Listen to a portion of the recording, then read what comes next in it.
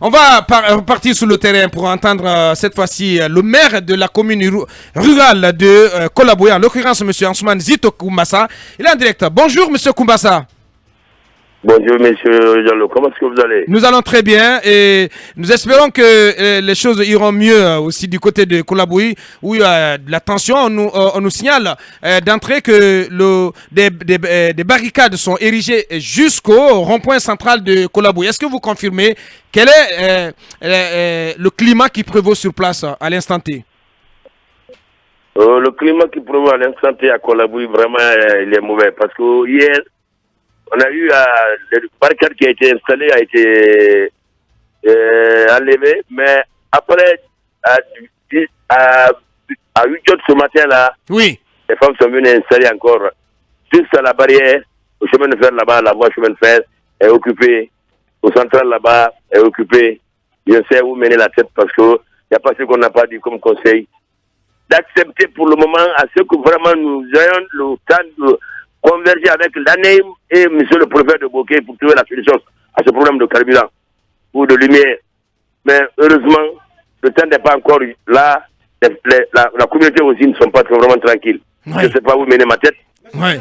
Donc vous semblez débordé et dépassé par les événements. Débordé. Donc vous n'êtes pas dépassé par les événements, sinon on vous demanderait de jeter l'éponge quand même. Je te jure, combien d'années que nous sommes sur le problème de la lumière de Kolaboué. Je n'en ai marre, j'en parle depuis tellement, monsieur le journaliste. C'est vrai, parce que c'est pas... Quel est le problème? Pourquoi on n'arrive pas à trouver une solution définitive? Quel est le problème réellement? La solution réelle est là. Il faudra que l'ANEM et celui qui est posté, celui qui est intermédiaire entre nous et l'ANEM, soient tous présents devant monsieur le prophète. Qui est cet intermédiaire entre vous et l'ANEM? C'est Sampil. Oui, j'évoquais tout à l'heure le cas de Sampil de Marinex qui gère ce groupe. Oui. Alors dites-nous, c'est quoi le problème? Est-ce que Marinex de Sampil est incapable de fournir de l'électricité, donc à travers ce groupe fourni par l'ANAIM? C'est quoi le problème? Est-ce que le groupe... Il est incapable, je répète 2 fois, 3 fois, il est incapable. Parce qu'à l'heure où nous sommes, ça fait une année, nous consommons un seul moteur, petit moteur, par intermittence. C'est le seul petit moteur qu'il y a à Kolaboué. C'est quoi la puissance? Quelle est la puissance de ce moteur?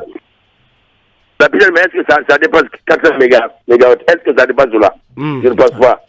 Et ça a été donné par UMSN, la société. Depuis lors, nous sommes là. C'est assez sérieux. Parce que Talibé, là, il s'agit d'un contrat de prestation pour l'exploitation d'un groupe, contrat confié à cette société Marinex de Sampil. Si la société n'est pas en mesure de le faire, mais franchement, parce que ça devient compliqué pour les autorités de gérer cette situation. Bien, en conclusion, qu'est-ce que vous avez à adresser comme message aujourd'hui aux autorités, aux nouvelles autorités, notamment au CNRD, avec à sa tête le colonel Mamadi Doumbouya? Vraiment, le message que je dois lancer auprès de notre cher président de la République, à la phase où nous sommes, depuis l'installation jusqu'à nos jours, tout ce qu'il a proposé, c'est les meilleures choses pour le pays. Maintenant, nous demandons à ceux qui arrangent la situation de Kakandé, surtout Bokeh, l'affaire de lumière. Nous en souffrons ici, nous souffrons beaucoup. Nous sommes emmerdés, nous sommes vomis par nos propres communautés. On nous insulte à longueur de la journée à cause de ce problème de lumière-là.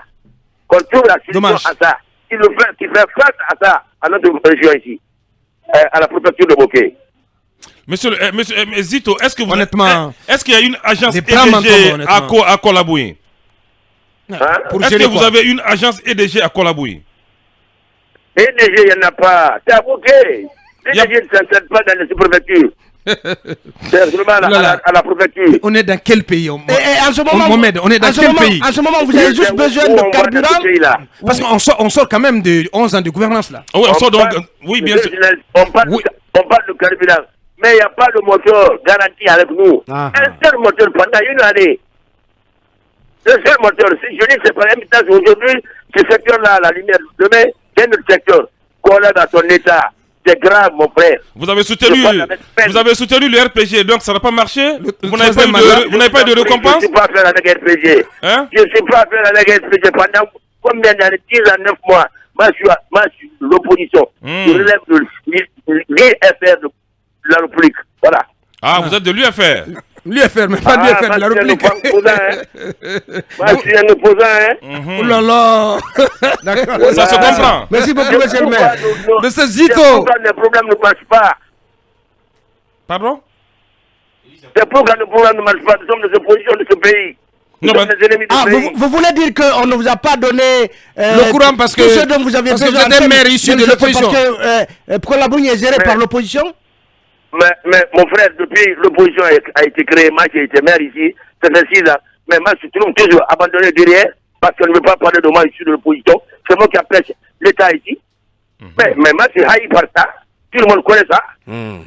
Combien de personnes que j'ai mis autour de ce problème de pouvoir là. Il dit maintenant là, ce n'est plus le temps d'Alpha, c'est le temps de maintenant Doumbouya, M. Doumbouya, qu'il fasse face à nous ici, à Bouquet. Ça ne va pas la peine de lumière. Bien.